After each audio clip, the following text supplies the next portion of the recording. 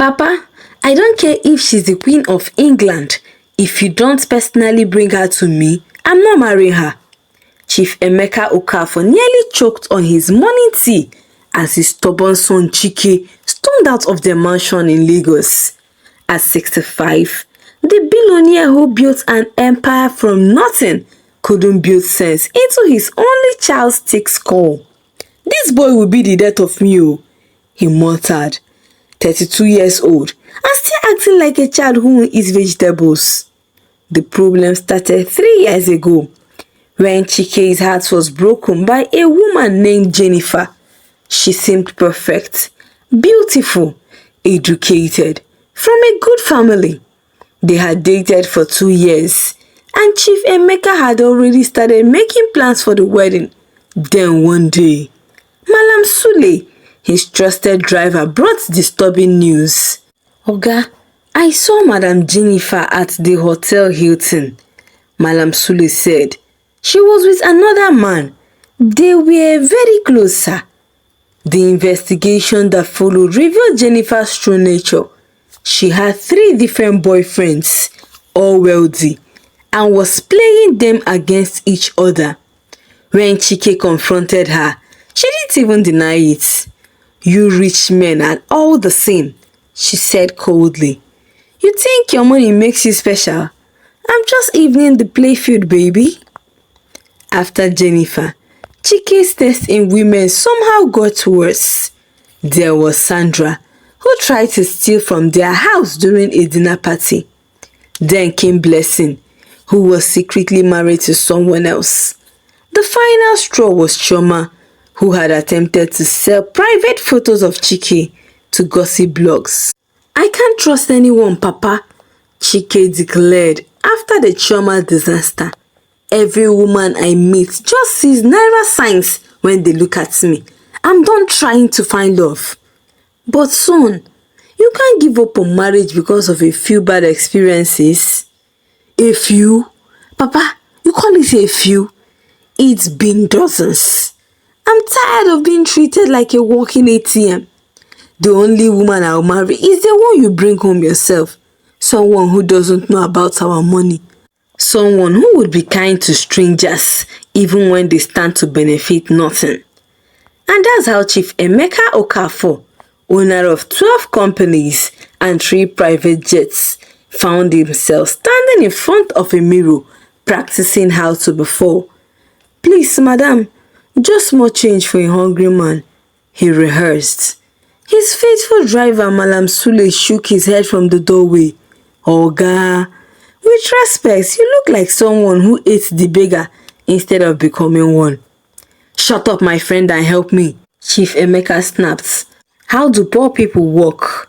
Malam Sule started.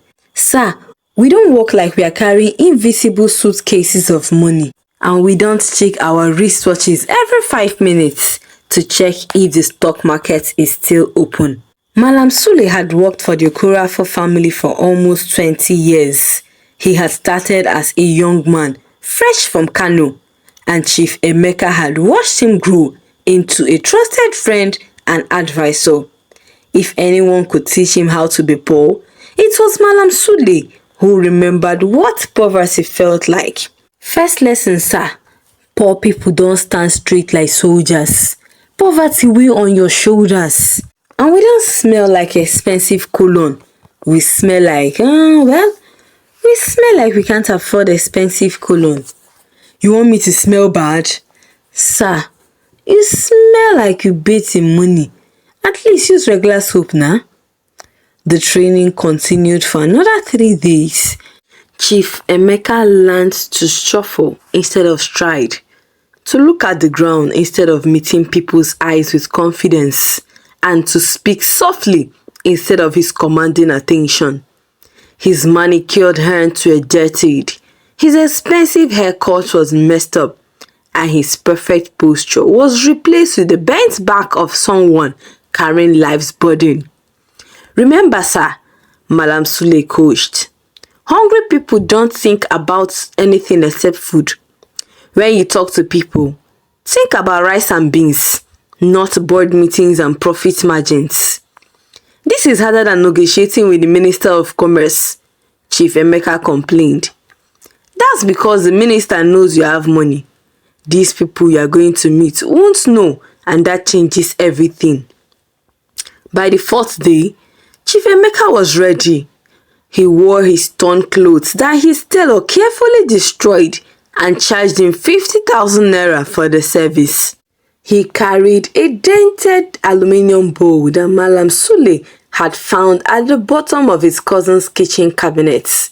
Most importantly, he had practiced the art of looking hungry while being worth billions of naira. His plan was simple. Find a good woman in a poor neighborhood, someone who would show kindness to a beggar. If she could be compassionate to someone who appeared to have nothing, surely she would love his son for who he truly was, not what he owned. The Mushin market was perfect for his mission. It was crowded, noisy, and full of people too busy with their own struggles to look closely at an old beggar. Chief Emeka positioned himself near a small restaurant where a young woman was serving customers. She moved with efficiency and grace, calling out orders, wiping tables, and treating every customer, rich or poor, with same warm smile.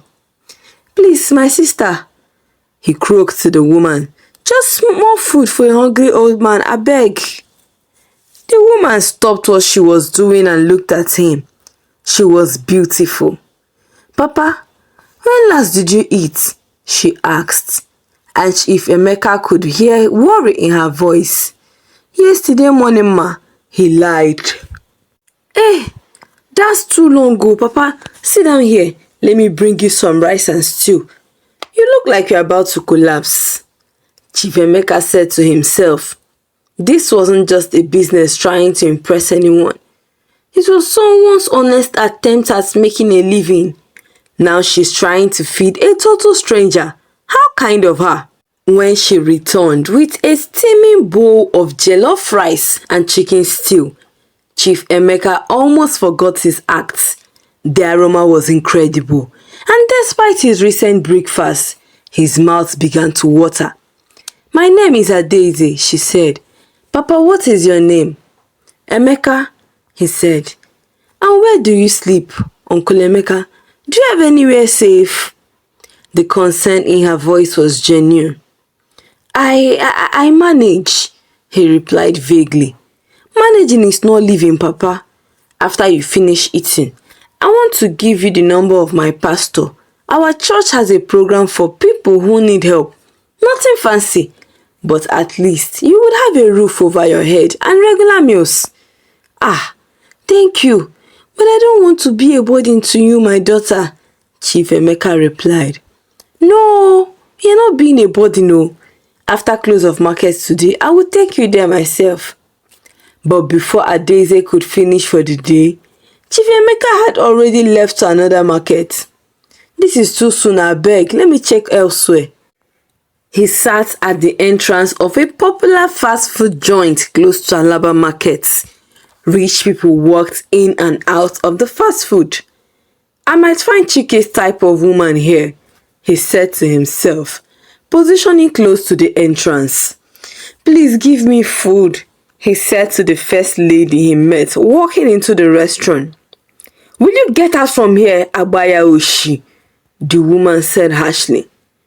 Chief was shocked to his bones. He almost forgot his acting when he realized it wasn't Chief Emeka now but a poor beggar.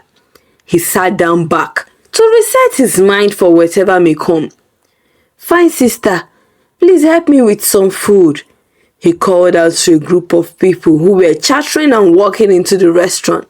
"Get a job, man," one of them said, while the rest avoided him like eczema. Chief was pained. He wanted to leave when he remembered his only child, Chike. He thought of his legacy.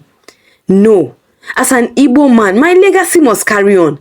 If this is what it will take, so be it." The next day, he went to Oniru Market. "Please help me," he called out as he sat close to a busy boutique with girls trooping in and out with bags of clothes. Not even a single girl looked his way or gave him a penny. "Shift, you dirty thing. You stink," some of the ladies said. One lady stopped right in front of him, and Chief Emeka immediately thought to himself, "Alas, see, a Daniel has come to judgment." "Oga," the lady said, "I'm sure you wasted your useful years womanizing and on frivolous living. See this, it is your karma. Enjoy it." "No, I was hardworking, but life happened," Chief replied. "Don't mind that man," another lady added as she walked past. Chief was left literally in stitches. "Wait, I thought she was going to be kind. She just stopped to insult me." After 1 week of trying high-end places where Chike's type of women could be found, Chief decided to return back to Mushin Market, where he met kind-hearted Adaeze. "My daughter, please give me some food, I'm hungry," he said as she walked out. "Ah, Papa, when I came out you were gone the other day," Adaeze exclaimed. "The offer is still on the table. Just wait for me here. Let me grab my phone so we can go to the shelter. Have you eaten? Oh wait, let me get you food first." "Adaeze," Chinonye, her friend, mocked. "Is this the man you were talking about? Oga, go and find work, abeg. Shift from here." "Lazy man, you must go and find work. Your limbs are perfect. Nonsense," Ogechi added. "I can't stand you feed this man." Chief Emeka was touched. Adaeze was offering real help to someone she thought was destitute. "You are very kind, my daughter," he said to Adaeze, ignoring Chinonye and Ogechi. "Kindness costs nothing, Papa. My grandmother always said that we are all just 3 bad days away from needing help ourselves." "Kind-heartedness, I'm out of here, abeg," Chinonye stood, storming out. "Don't come asking me to lend you money since all you do is use your business money to feed the poor. Kukuma go and open a destitute home. Rubbish," Ogechi said, joining Chinonye in the storm rage. As Chief ate, he asked Adaeze to tell him about herself. "I studied accounting at the University of Lagos, but couldn't find work after graduation. Instead of sitting at home complaining, I used my small savings to start this food business. I live in a 1-bedroom apartment with my younger sister, who is in secondary school.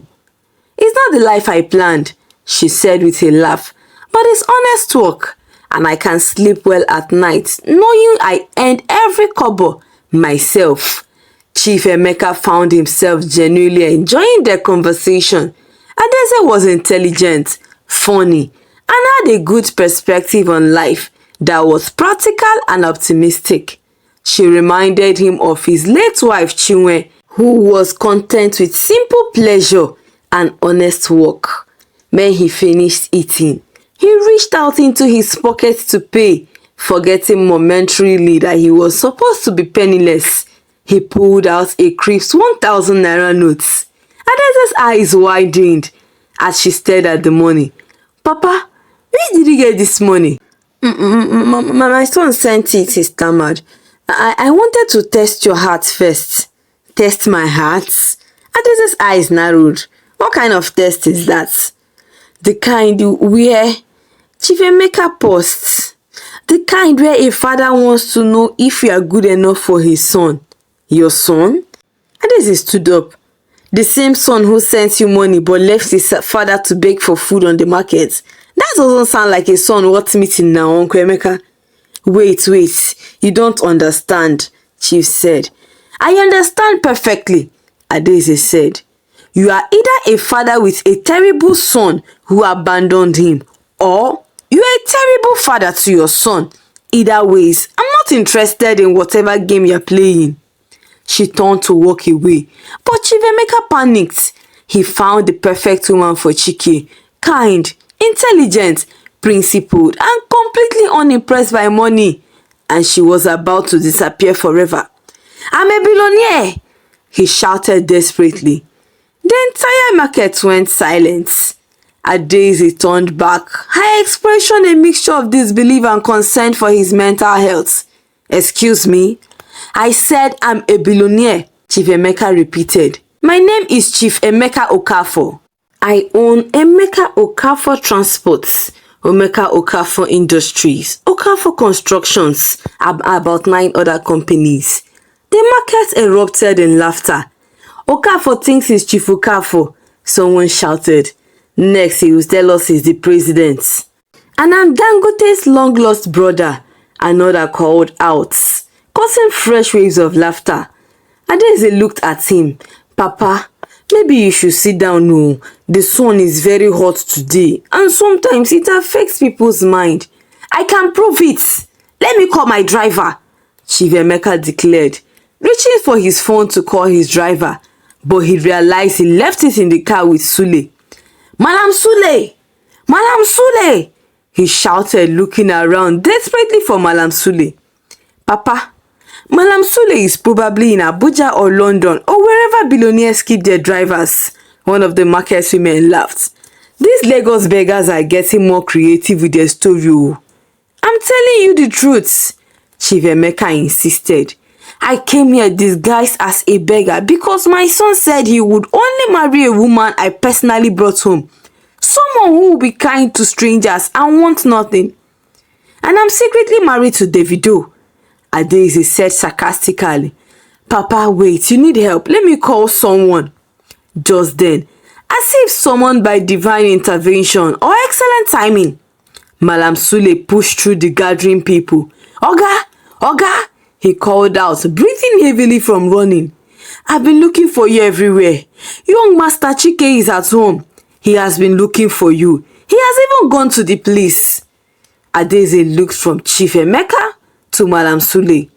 Then back to Chief Emeka. You actually serious, or are you two acting? Dead serious, Chief Emeka confirmed.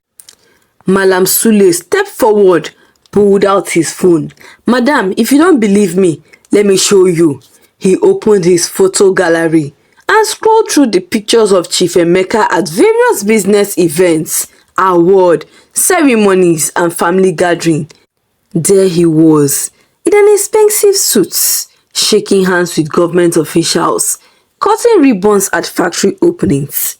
The crowd pressed closer to see the photos, and murmurs of recognition began to ripple through the market. That's really Chief Okafor, someone whispered. I saw him on TV last month. He donated money to build the school in my area, another added. Adeze stared at the photos, then at Chief Emeka, then back to the photos. Finally, she burst into laughter. She laughed at the absurdity of the situation. This is the craziest thing I've ever heard, she said.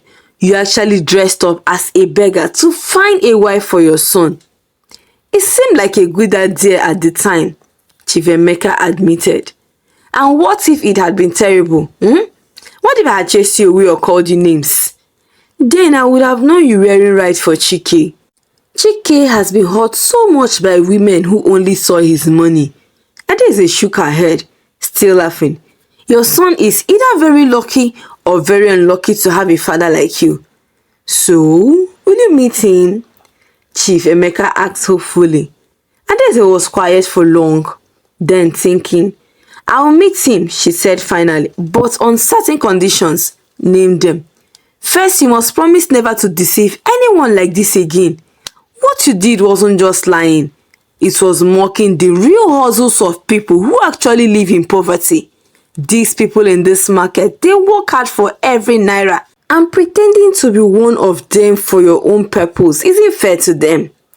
Chief Emeka looked around at the crowd. You are right, he said. I'm sorry. I didn't think about it that way. Second, Adeze continued, I want to meet your son myself, not at some charity case you are bringing home. I'm not poor, Uncle Emeka. I might not be rich, but I work hard and pay my bills. I'm proud of what I've accomplished. If your son can't respect that, then he's not the man for me either. Fair enough.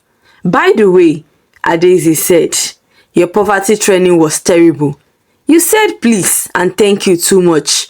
Real beggars don't have luxury of being so polite at all times. Madam Sule said the same thing. You should have listened to Madam Sule instead of your pride, He knows what he's talking about. Now, he just had to pray that his son would appreciate the wife he had literally begged.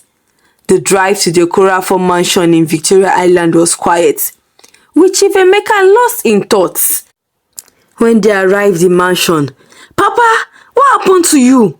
Did someone attack you? Why do you look like you've been sleeping on the streets?" "Sit down, son. I have something to tell you."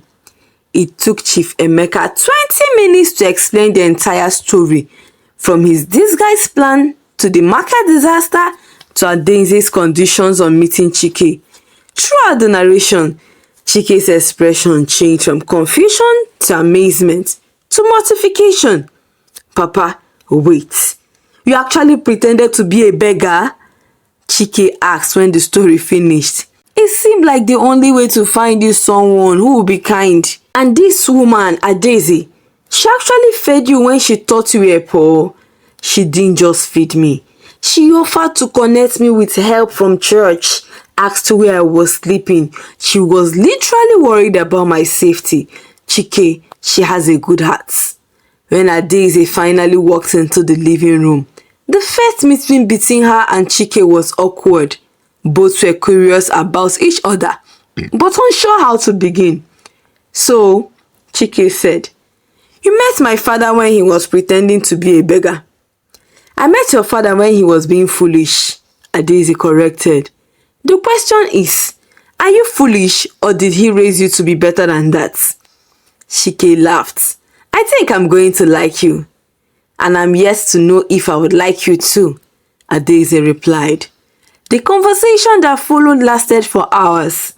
Chike and Adaize talked about everything: their childhood, their dreams, their fears, their opinions on everything from politics to music to the best way to prepare jollof rice. Chief Emeka watched from a distance, marveling at how naturally they connected. "She's perfect for him," he whispered to Malam Sule. "Yes, sir, but are you sure he's good enough for her?" It was a good question. Chike had been spoiled by wealth and hurt by false love. 3 months later, Chike proposed to Adaize in the same market where his father had met her. He didn't do it with expensive jewelry or grand gestures. Instead, he came to her restaurant during lunch rush and helped her serve customers for 2 hours. When the crowd thinned, he got down on a knee right there and proposed to her. "Are you sure you want to marry someone who works in a market?" Adaize asked. "I want to marry someone who builds something good with her own hands," Chike replied. "I want to marry someone who would feed a hungry stranger. I want to marry you, my Adaize." The wedding was 6 months later, and it was the event of the year in Lagos.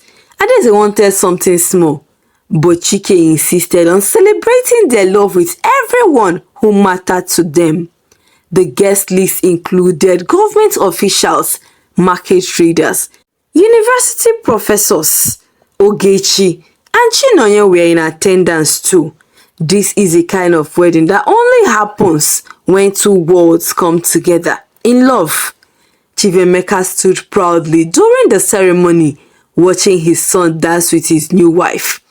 Adaize had kept her restaurant open even after the engagement, though she had expanded it to a proper establishment with Chike's help. After much argument about maintaining her independence, she was still the same woman who fed a hungry stranger, just with better equipment and more customers.